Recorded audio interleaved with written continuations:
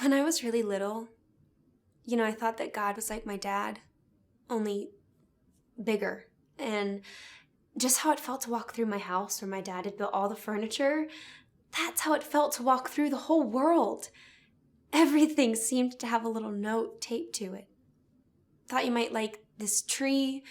Thought you might like this sunset. Thought you might like this cute boy. I made him just for you.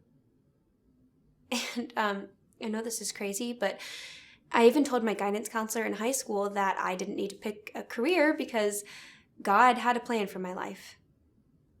And she told me that she was part of how God let people in on his plan, and I believed her. And that was the beginning of the end, because after that, it was so easy to look at everything that way, right? Making out in the back of Jeff Kosternopol's VW bus was God's way of letting me in on something. And drinking too much in college was God's way of letting me in on something.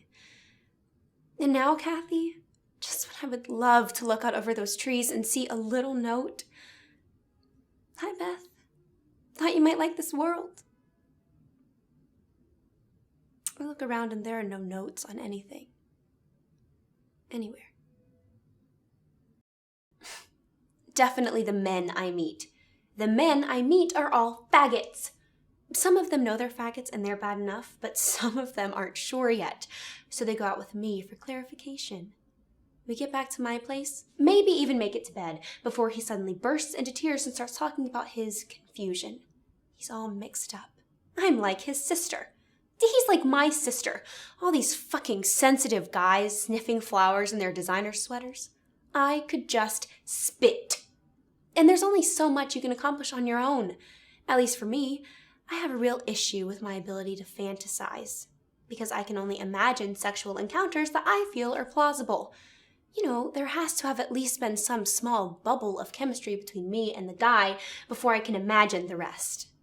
These days, that leaves me with guys I ran into so long ago that they're really too young for me to get excited about. I lie there in bed with my eyes clamped shut, desperately trying to age an 18-year-old with a skin condition to the requisite 30, and then I see myself lying there in bed with my face all scrunched up like some numbskull telepath trying to communicate with a dolphin, and I think, the faggots have done this to me.